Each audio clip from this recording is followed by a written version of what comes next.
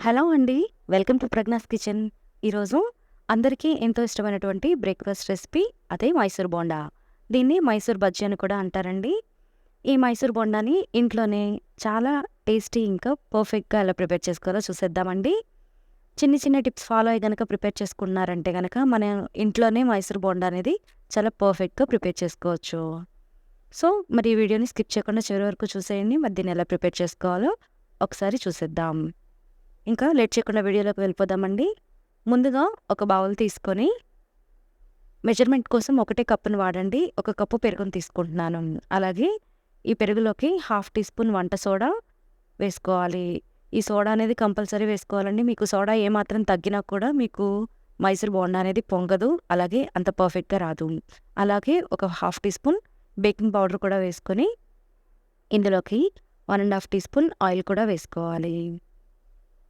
ఇప్పుడు ఒక స్పూన్ తీసుకొని ఈ మిశ్రమాన్ని అంతటిని కూడా బాగా కలుపుకోవాలండి. ఈ విధంగా కలుపుకున్న తర్వాత దీని మీద మూత పెట్టుకొని ఒక 5 నిమిషాల పాటు పక్కన పెట్టుకున్నారంటే మనకి ఈ పెరుగు అంతా కూడా సోడా ఉప్పుతో కలిసి బాగా పొంగుతుంది. ఈ పెరుగు అనేది మీకు ఎంత బబుల్స్ ఫామ్ అయితే మీకు బోండా అనేది అంత గుల్లగా అంత మంచిగా వస్తుంది. చూసారు కదండీ! ఈ విధంగా బాగా కలుపుకున్నాక మనం ఏ కప్పుతో అయితే పెరుగు తీసుకున్నామో అదే కప్పుతో ఒక కప్పు మైదాను కూడా వేసుకోవాలి. అలాగే రుచికి సరిపడినంత ఉప్పు, హాఫ్ టీ స్పూన్ జీలకర్ర కూడా వేసుకుంటున్నానండి. మీకు ఇష్టం లేకపోతే స్కిప్ చేసుకోవచ్చు. దీని ప్లేస్‌లో మీరు కొంతమంది కొబ్బరి ముక్కలు, అలాగే క్యారెట్ ముక్కలు, కరివేపాకు ఇలాగా రకరకాలుగా వాడతారండి.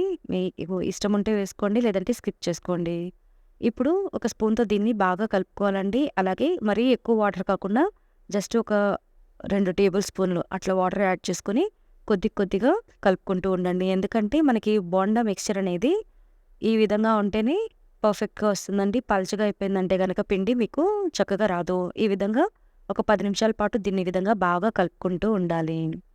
ఇలా ఎంత బాగా కలుపుకున్నారంటే మీకు బోండా అనేది అంత గుల్లగా వస్తుంది. చూసారు కదండీ! ఫైనల్‌గా టెక్స్చర్ అనేది మీకు ఇదిగో ఈ విధంగా ఉండాలి పిండి అనేది వేసుకుంటే. ఎందుకంటే నానిన తర్వాత పిండి ఇంకొంచెం లూజ్ అవుతుందండి. కాబట్టి ఈ విధంగా ఉంటే సరిపోతుంది. ఇప్పుడు మూత పెట్టుకొని ఒక అరగంట సేపు దీన్ని పక్కన పెట్టారంటే బోండా పర్ఫెక్ట్‌గా వస్తుంది. ఇప్పుడు స్టవ్ పైన ఒక కళాయి పెట్టుకొని డీప్ ఫ్రైకి సరిపడినంత ఆయిల్‌ని కళాయిలోకి వేసుకోవాలి.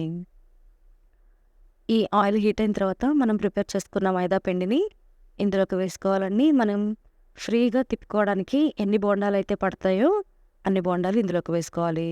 వెంటనే తిప్పకూడదండి. ఇలాగా ఒక నిమిషం అయిన తర్వాత కల గరిటెతో ఈ విధంగా తిప్పుకొని ఒక 2 నిమిషాల పాటు బాగా ఫ్రై చేసుకోవాలి. ఈ మైసూర్ బోండా అనేది తిప్పుకుంటూ ఉంటే గనక సరిగా అన్ని వైపులా కరెక్ట్‌గా ఫ్రై అవ్వదండి. కాబట్టి ఈ విధంగా రౌండ్‌గా ఈ విధంగా చేస్తూ ఉంటే బోండా పైన బోండా అంతా కూడా ఈక్వల్‌గా ఫ్రై అవుతుంది. చూసారు కదండీ! ఫైనల్‌గా మనకి బోండా అయితే పర్ఫెక్ట్‌గా గోల్డెన్ కలర్‌లోకి ఫ్రై అయిపోయిందండి.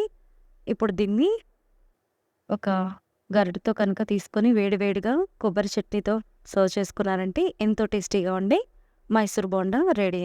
మరి ఈ వీడియో గనుక మీకు నచ్చినట్లయితే ప్లీజ్ నా ఛానల్‌ని సబ్స్క్రైబ్ చేసుకొని పక్కనే ఉన్న బెల్ ఐకాన్‌ని క్లిక్ చేయండి. అలాగే ఒక్క లైక్ చేసి షేర్ చేసేయండి.